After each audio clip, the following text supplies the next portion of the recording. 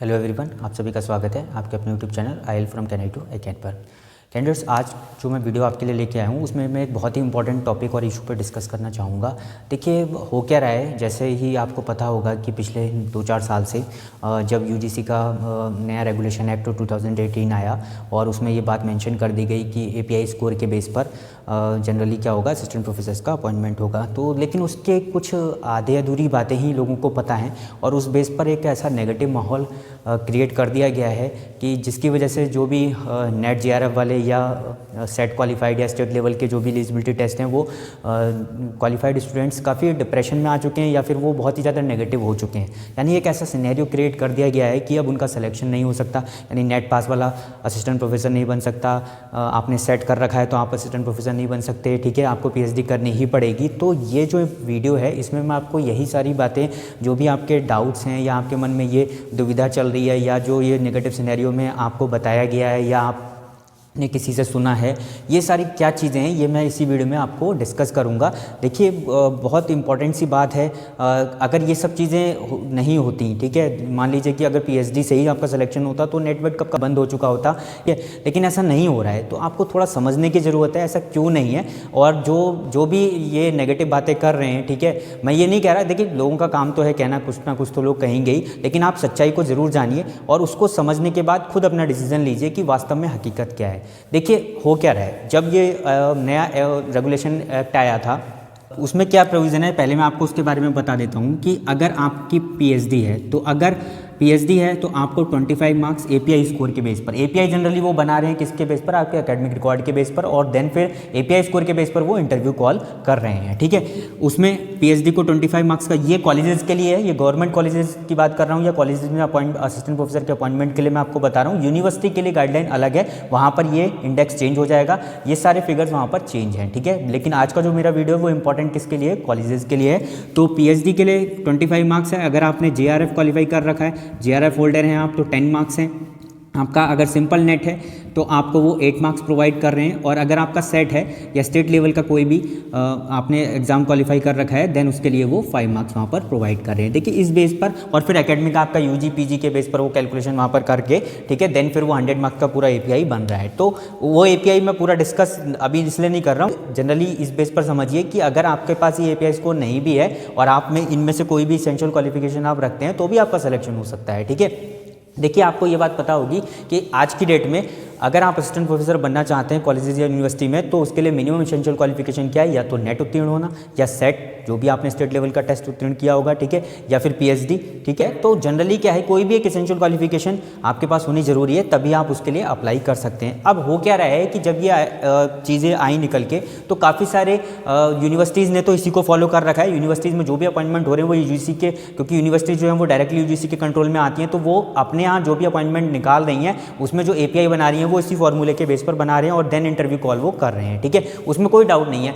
लेकिन हाँ, मैं ये बात जरूर बोलता हूँ कि यूनिवर्सिटीज़ में नेट क्वालिफाइड वालों के लिए या जेआरएफ क्वालिफाइड या सेट क्वालिफाइड वालों के लिए आज की डेट में अपॉइंटमेंट लेना डिफिकल्ट है एज़ कम्पेयर टू कॉलेजेस, ठीक है, ये मैं आपको बता देता हूँ। आज की डेट में जो भी नेट होल्डर्स हैं या जेआरएफ होल्डर्स हैं, ठीक है, या सेट है जिन्होंने सेट क्वालिफाई कर रखा है, ठीक है, उनके लिए पॉसिबिलिटी कहाँ बढ़ जाती है, कॉलेजेस में असिस्टेंट प्रोफेसर बनने की पॉसिबिलिटी बढ़ जाती है। क्यों बढ़ती है वो मैं भी आपको बताऊँगा, तो आपको यही बात समझनी है। देखिए, हो क्या रहा है कि जनरली कुछ स्टेट्स, क्या आपने देखा होगा कि कुछ स्टेट्स ने भी इसी एपीआई को फॉलो किया। जैसे अगर मैं आपको एग्जांपल दूं, अभी रिसेंटली उत्तराखंड में 2021 में जो रिक्रूटमेंट आया था उसमें भी इसी एपीआई के बेस पर सारा प्रोसीजर किया गया और फिर जो वहाँ पर इंटरव्यू कॉल हो रहे हैं वो इसी एपीआई के बेस पर हो रहे हैं। लेकिन कोई भी स्टेट ये जो यूजीसी का रेगुलेशन एक्ट है इसमें जो इन्होंने नियम बना रखा है एपीआई के बेस पर उसको पूर्णतः लागू करने के लिए बाध्य नहीं है, ठीक है।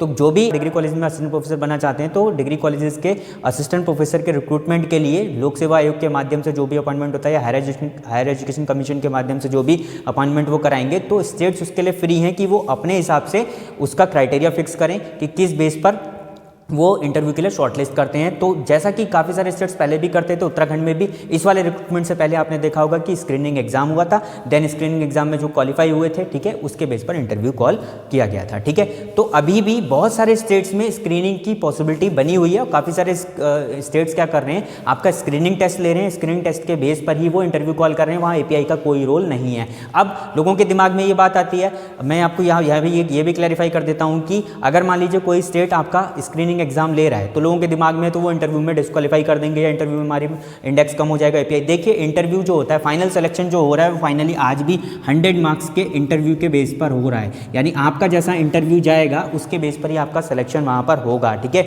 आपका API कितना भी बन रहा हो उससे मतलब नहीं है, ये मैं आपको पहले क्लैरिफाई कर देता हूँ, चाहे वो API के बेस पर हो या स्क्रीनिंग के बेस पर हो। जब आपको इंटरव्यू कॉल कर दिया जाएगा देन आपका final selection totally in general अभी तक जो देखने में आया वो हर जगह क्या हुआ है कि 100% किस बेस पर किया गया है, इंटरव्यू के मार्क्स पर किया गया है, ठीक है। कुछ जगह पर ये रेशियो ले लिया जाता है 60:40 का, 70:30 का, लेकिन अभी जनरली आपको क्या देखने को मिल रहा है कि 100 उत्तराखंड की मैं अगर बात करूं तो पिछला जो रिक्रूटमेंट आया था वहां पर भी लोग API को तो काफ़ी हल्ला मचा रखा है लोगों ने, लेकिन वो ये बात भूल गए हैं कि वहां पर भी उनका सिलेक्शन API भले उनका 99 क्यों ना बन रहा हो, इंटरव्यू कॉल आ गया है, ठीक है। और अगर किसी एक कैंडिडेट का 95 है, एक का 99 है, तो 99 वाले को जॉब नहीं मिल जाएगी, इंटरव्यू 100 मार्क्स का होगा, जिसका इंटरव्यू बेटर होगा उसी का सिलेक्शन होगा। टोटली 100 मार्क्स के बेस पर ही वहाँ पर सिलेक्शन होना है, आपका API कितना भी क्यों ना बन रहा हो, ठीक है।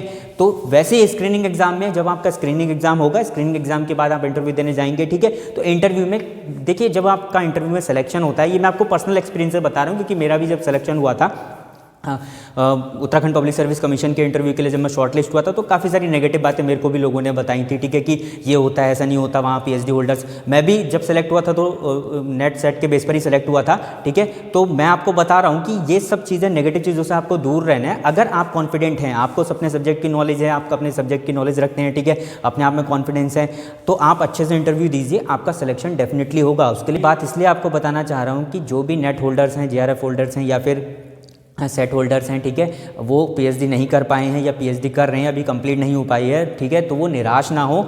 देखिए इन फ्यूचर पॉसिबिलिटी है, इवन मैं उत्तराखंड की बात करूं तो उत्तराखंड में भी पॉसिबिलिटी है, जो नेक्स्ट रिक्रूटमेंट आएगा काफ़ी जगह से डिमांड आ रही है, काफ़ी सारे स्टूडेंट्स और कैंडिडेट्स इस बात के लिए डिमांड कर रहे हैं कि स्क्रीनिंग एग्जाम कराया जाए। तो स्क्रीनिंग एग्जाम होगा तो API का चक्कर तो पूरी तरीके से खत्म हो जाएगा। आप बिल्कुल पॉजिटिव माइंड से अपनी तैयारी करते रहिए, क्योंकि तैयारी करना बहुत इंपॉर्टेंट है, अपने सब्जेक्ट से जुड़ा रहना इंपॉर्टेंट है। अगर आप ऐसे ही नेगेटिव हो जाएंगे, नेगेटिव लोगों की बातों में आ जाएंगे कि आपका सिलेक्शन नहीं होगा, इंटरव्यू में डिस्क्वालीफाई नहीं किया जाता है। अगर आप में टैलेंट है तो आपकी वहाँ कदर होगी, क्योंकि इसेंशियल क्वालिफिकेशन ही आप देखिए ना, जब UGC ने एसेंशियल क्वालिफिकेशन आपको नेट दे रखा है, ठीक है, या सेट दे रखा है या PhD दे रखी है, तो उसको किसी एक से मतलब है, आपका वो प्लस पॉइंट अगर है तो, ठीक है। तो आपका अगर वहाँ पर कुछ भी PhD नहीं है तो आप अपने आप में कैपेबिलिटी लेके आइए, अपने आप को इस काबिल बनाइए कि आप PhD वालों को वहाँ पर compete कर सकें इंटरव्यू में, ठीक है। और वो बहुत अच्छा है, उसके लिए जनरली इंटरव्यू में कुछ बातों का ध्यान रखना होता है। मैंने इंटरव्यू से रिलेटेड वीडियो पहले पोस्ट किया हुआ है अपने चैनल पे, आप चाहें तो उसको देख सकते हैं कि इंटरव्यू में क्या चीज़ें मैटर करती हैं।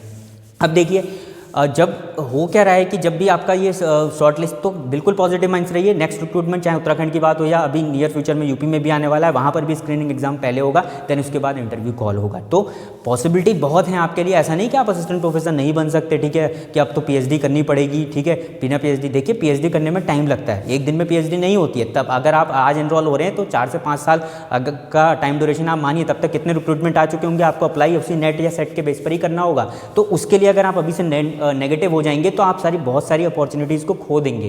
कैसे खोएंगे मैं आपको बता देता हूं। देखिए मैं आपको अपना ही एग्जांपल बता रहा हूं कि जब उत्तराखंड पब्लिक सर्विस कमीशन के माध्यम से जो प्रीवियस से पहले वाला जो यानी 2017 में रिक्रूटमेंट आया था असिस्टेंट प्रोफेसर का, ठीक है, उसमें जितने भी कैंडिडेट सेलेक्ट हुए थे, ठीक है, वो अगर मैं आपको बताऊं तो 70 to 80% केवल क्या थे, नेट पास थे या सेट पास थे, ठीक है, PhD उनकी कंप्लीट नहीं थी, ठीक है। ये बात आप बिल्कुल आप डाटा भी चेक कर सकते हैं, ठीक है। तो क्यों हुआ उनका सिलेक्शन, उसका एक रीज़न है। उसका रीज़न क्या है कि और जो भी आप वहाँ पर कैंडिडेट सेलेक्ट हुए ना, ठीक है, उन कैंडिडेट्स का वहाँ पर सिलेक्शन हुआ जो अपने सब्जेक्ट से कहीं ना कहीं जुड़े थे, यानी जो कहीं ना कहीं टीचिंग कर रहे थे या इंडिविजुअल ट्यूशन पढ़ा रहे थे, अपने सब्जेक्ट से जुड़े हुए थे, ठीक है, जो इन जनरल वहाँ पर PhD की लाइन में जा चुके थे या PhD में चले गए थे, ठीक है, उनका सिलेक्शन वहाँ पर नहीं हुआ था। ऐसा क्यों? क्योंकि देखिए वहाँ पर सब्जेक्ट से जुड़ी नॉलेज पूछी जाती है। PhD एक क्या है, डिफरेंट है, बिल्कुल डिफरेंट है। आप नेट की जो तैयारी करते हैं, आप सेट की जो तैयारी करते हैं, उसका सिलेबस और PhD का सिलेबस सेम नहीं है। PhD एक अलग ही चीज़ है, आप किसी पर्टिकुलर चीज़ पर वहाँ पर रिसर्च कर रहे हैं, ठीक है। देन जब आप PhD में घुस जाते हैं तो आपका सब्जेक्ट से टच क्या हो जाता है, काफ़ी दूर हो जाता है। अब आप मान लीजिए कि आप उसमें जा चुके हैं, ठीक है, देन आपका सब्जेक्ट से टच आपका दूर हो गया, ठीक है, जब आपका इंटरव्यू की बारी आएगी, ठीक है, तो आप सब्जेक्ट के बारे में काफ़ी कुछ भूल चुके होंगे और आपको केवल अपना रिसर्च का ही पता होगा, तो वो रिसर्च के बेस पर इंटरव्यू नहीं लेते हैं। ये मैं आपको पहले ही बता देता हूँ। यूनिवर्सिटीज़ में रिसर्च को प्रायोरिटी दी जाती है, लेकिन गवर्नमेंट कॉलेजेस में या आयोग के माध्यम से जब भी वैकेंसी आती है तो इन जनरल रिसर्च को इतनी प्रायोरिटी नहीं दी जाती है। इस बात को आप दिमाग में बैठा लीजिए।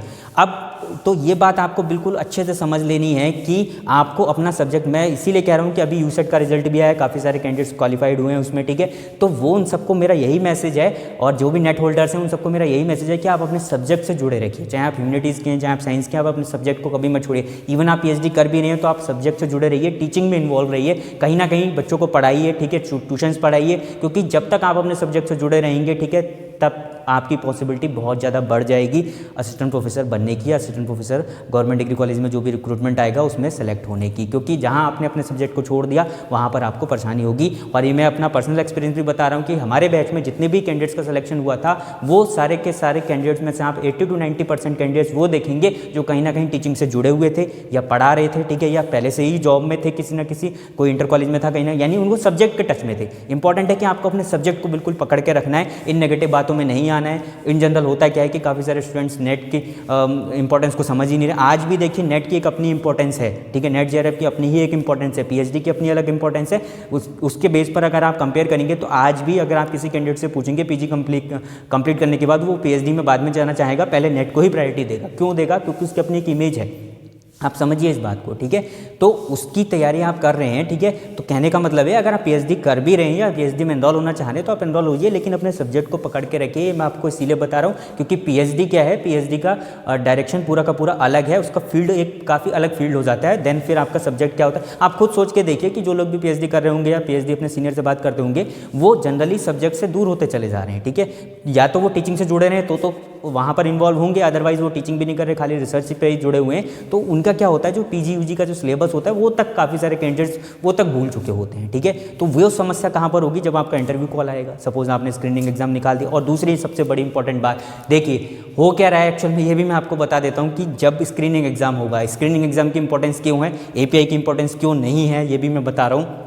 स्क्रीनिंग एग्जाम में अगर स्क्रीनिंग एग्जाम होता है तो सिलेक्शन के चांसेस किसके बचते हैं? नेट और सेट होल्डर्स के, ठीक है। क्यों? क्योंकि वो फ्रेश माइंड होता है, उन्होंने जनरली रिसेंटली क्वालिफाई किया होता है, उनको सब्जेक्ट की नॉलेज होती है, UG PG का सिलेबस आता है एग्जाम के टाइम पर, और वहाँ पर PhD वाले कैंडिडेट्स का इन जनरल वहाँ पर सिलेक्शन बहुत ही डिफिकल्ट हो जाता है, यानी उसके चांसेस कम हो जाते हैं। उसके चांसेस तभी बढ़ते हैं जब वो अपने UG PG से जुड़ा रहा हो। अगर वो पर्टिकुलर रिसर्च में ही चला गया तो वो वहाँ से उसको सिलेक्शन के चांसेस बहुत कम हो जाते हैं। तो ऐसा ही इस बार भी हुआ, जब हमारा बैच आया था उसमें भी हुआ था कि मैक्सिमम जो कैंडिडेट्स रिटर्न में पास आउट हुए वो कैंडिडेट्स थे, ठीक है, जो नेट और सेट होल्डर्स थे, जो कहीं ना कहीं अपने सब्जेक्ट से जुड़े हुए थे। तो आप बिल्कुल निराश मत होइए। अगला रिक्रूटमेंट अगर मान लीजिए आपका स्क्रीनिंग बेस पर आया तो आप ही को प्रायोरिटी मिलेगी, आप ही के चांसेस ज़्यादा बनेंगे, लेकिन अपने सब्जेक्ट से जुड़े रहना है, ठीक है, नेगेटिव नहीं होना है। सिनेरियो क्रिएट किया जा रहा है, आपको 50 वीडियो मिल जाएंगे ऐसे, ठीक है, ऐसी बातें बताने के कि अब नेट वालों का कुछ नहीं हो सकता, ये नहीं हो सकता, आसपास की सोसाइटी में ऐसे लोग मिल जाएंगे। आप किसी की मत सुनिए, आपने क्वालिफाई किया है, देन आप उसको अवेल करके दिखाइए, अपने आप को प्रूफ करके दिखाइए, ठीक है। उसके लिए आपको अपने सब्जेक्ट से जुड़े रहने का, सब्जेक्ट को नहीं छोड़ना है, सब्जेक्ट से जुड़े रहना है। टीचिंग कोशिश करिए कि आप टीचिंग से जुड़े रहें, कहीं ना कहीं पढ़ाएं। UG PG के जो सिलेबस है उससे कनेक्टेड होना बहुत ज़रूरी है, ठीक है, जब तक आपका फाइनल इंटरव्यू नहीं होता है। और स्क्रीनिंग के लिए तो बहुत ही ज़्यादा ज़रूरी है, क्योंकि वहाँ पर भी यही सब कुछ सिलेबस है जो आप नेट और सेट के सिलेबस में देखते हैं, ठीक है। तो वहाँ पर भी आपको ये सारी बात, अपना सब्जेक्ट बहुत ही ज़्यादा यूज़फुल साबित होगा। और अगर आप स्क्रीनिंग में क्वालिफाई हो रहे हैं, आपका इंटरव्यू कॉल आ रहा है, तो जनरली आप देखेंगे, ये मैं आपको चैलेंज के साथ कह सकता हूँ कि ठीक है, अगर आज की डेट में स्क्रीनिंग एग्जाम करा दिया जाए, ठीक है, तो स्क्रीनिंग एग्जाम में जो सिलेक्शन जो पास आउट कैंडिडेट्स होंगे उसमें से 70 to 80% नेट और सेट होल्डर्स ही होंगे वहाँ पर। वो भले ही किसी का API 100 क्यों ना हो, 90 क्यों ना हो, 99 क्यों ना हो, लेकिन वहाँ पर स्क्रीनिंग एग्जाम के बेस पर API को वो मात दे देगा कैंडिडेट, ठीक है, जो बिल्कुल ही क्या होगा, एक नेट सेट होल्डर होगा, क्योंकि और वो अपने सब्जेक्ट के टच में रहा होगा, ठीक है। तो आप इन बातों को समझिए, अपनी तैयारी करते रहिए। आपको दूसरे स्टेट्स में भी अपॉर्चुनिटीज़ मिलेंगी, ठीक है, ऐसा नहीं है कि उत्तराखंड में ही वैकेंसी आएगी, आसपास के स्टेट्स में भी बहुत सारी वैकेंसी आने वाली है असिस्टेंट प्रोफेसर की। आप अपडेट रहिए, ठीक है, और जो भी इन्फॉर्मेशन इससे रिलेटेड होगी उसके लिए आप चैनल को सब्सक्राइब जरूर कीजिएगा, ताकि आपकी कोई वीडियो मिस ना हो, ठीक है। और अगर ये वीडियो अच्छा लगा हो तो इसको लाइक और शेयर जरूर कीजिएगा। Thank you so much.